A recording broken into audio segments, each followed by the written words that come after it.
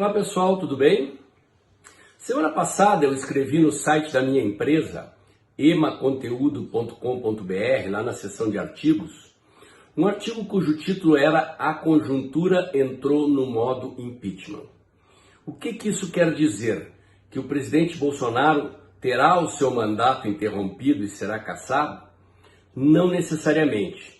Eu quis dizer com isso que os inimigos do presidente Bolsonaro no Congresso, na mídia e no STF passaram a se comportar de forma mais veemente, mais explícita na busca de impedir o mandato do presidente. E por que é que ainda não se desencadeou o processo? Porque é diferente dizer que a conjuntura está no modo do impeachment e começou o processo do impeachment. Porque há obstáculos no caminho daqueles que pretendem interromper o mandato do presidente. Eu listei pelo menos 4 obstáculos. O primeiro deles é que o presidente continua firme, com cerca de 1/3 do eleitorado apoiando. E não é qualquer 1/3.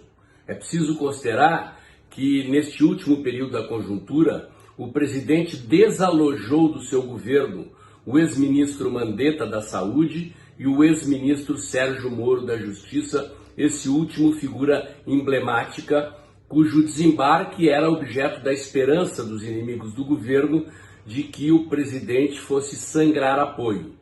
De fato, no intervalo entre as 11 horas da manhã, no dia em que Sérgio Moro se demitiu, e às 17 horas, quando o presidente Bolsonaro fez o seu pronunciamento de resposta à fala do ministro, o presidente perdeu alguns seguidores nas redes sociais, mas logo em seguida, depois do seu pronunciamento, recuperou-os todos e dentro dos grupos bolsonaristas nas mídias sociais, praticamente o assunto é a crítica ao Moro e o apoio ao presidente. Qualquer resquício de apoio ao Moro é residual, insignificante e não implicou no presidente perder apoio como esperavam os seus inimigos. Portanto, com 1/3 de apoio da sociedade brasileira, 1/3 do eleitorado apoiando o presidente, esse se constitui num forte obstáculo porque não é apenas um apoio daquelas estatísticas de pesquisa, né? É um apoio ativo, é um apoio militante, é um apoio de gente que está nas mídias sociais ou que vai para a rua defender o presidente. Esse é um ativo importante com o qual o presidente conta, certo?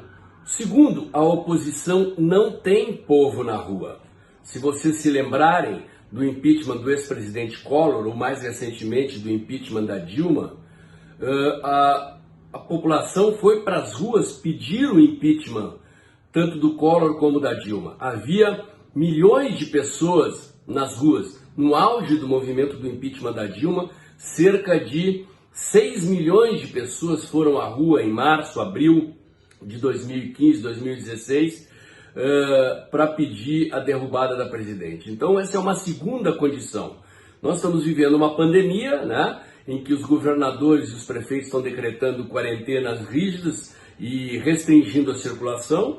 Mesmo assim, quase que todo fim de semana tem carreata a favor do presidente Bolsonaro em São Paulo, Rio, Brasília e algumas outras cidades, e não se vê oposição na rua pedindo o impeachment do presidente. Esse, então, é o segundo obstáculo.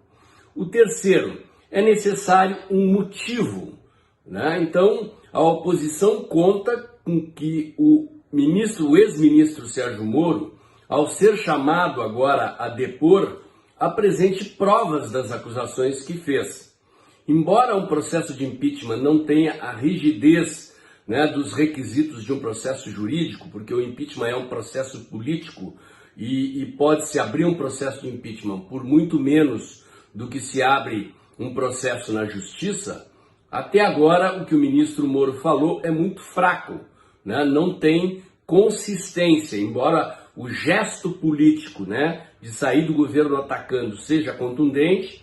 Acredito que o ministro Moro vai ter que mostrar provas concretas das acusações que fez, e o ministro está numa encrenca, porque se há provas e ele não denunciou anteriormente, ele prevaricou, né? O crime de prevaricação é o crime que acomete o agente público que sabe de alguma ilegalidade, alguma irregularidade e não comunica, não denuncia no ato em que ela aconteceu.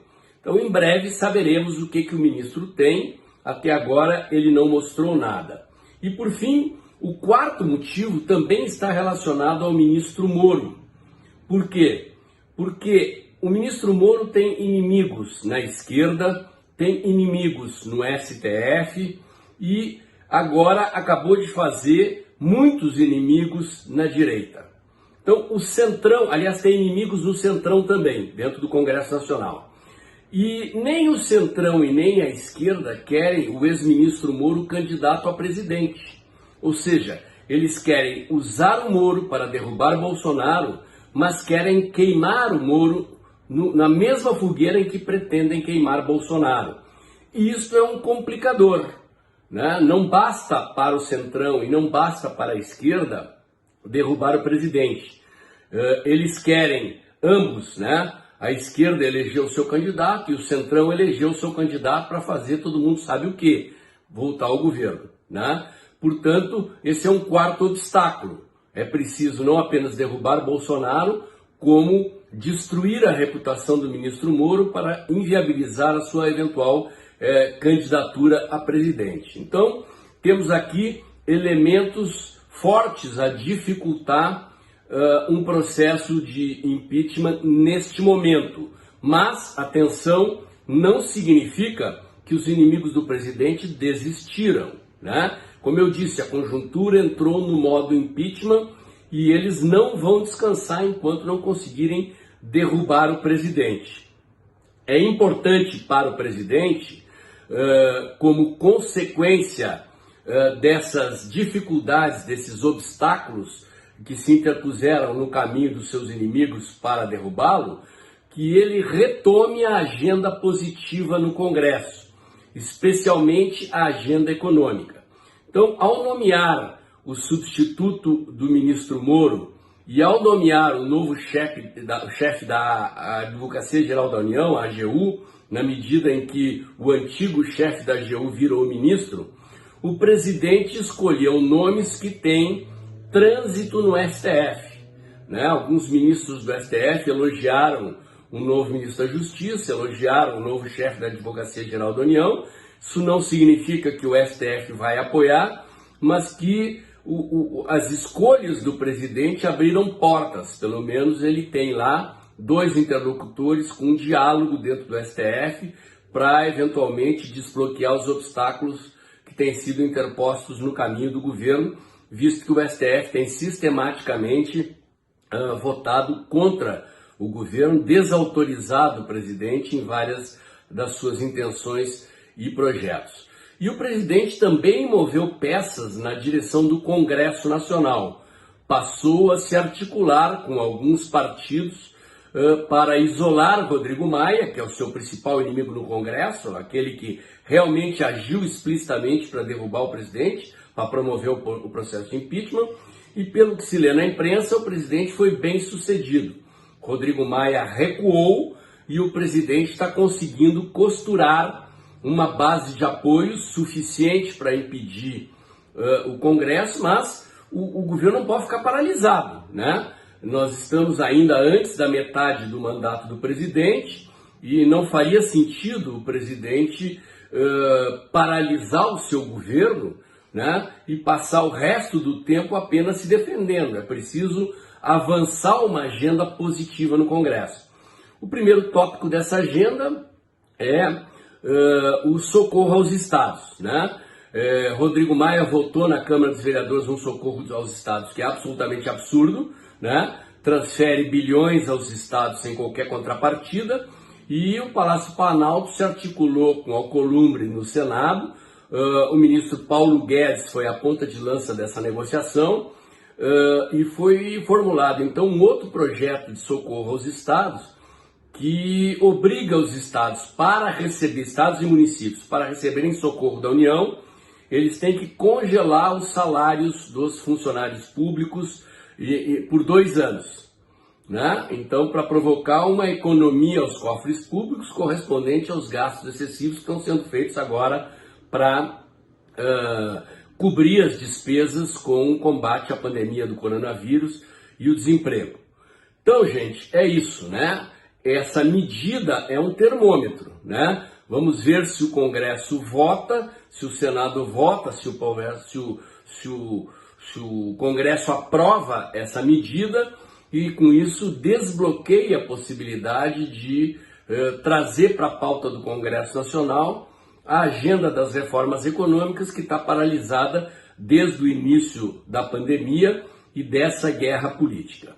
É isso, gente. Bom, se você gostou do vídeo, eu estou aqui fazendo uma experiência. Se for bem sucedida, né? Se tiver boa recepção dos meus vídeos, eu vou gravar mais vídeos. Então, se você gostou, vai lá no meu canal no YouTube, Cientista Político Paulo Moura, né? Aperta no sininho lá, curte, se inscreve no canal, segue a minha página no Facebook, entra lá no site da minha empresa, emaconteúdo.com.br, há uma seção de artigos lá, onde vocês podem ler as minhas análises escritas. E o último recado, gente, esses artigos que eu tenho escrito e os vídeos que eu tenho gravado, eu não estou conseguindo impulsionar no Facebook. Por quê? O Facebook vê a palavra Bolsonaro e acha que é um vídeo de propaganda, acha entre aspas, né?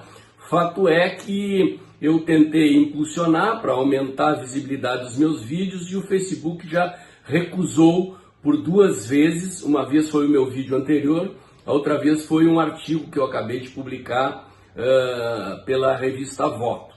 Então, eu conto com vocês para curtir, comentar e compartilhar, ok? Muito obrigado e até a próxima.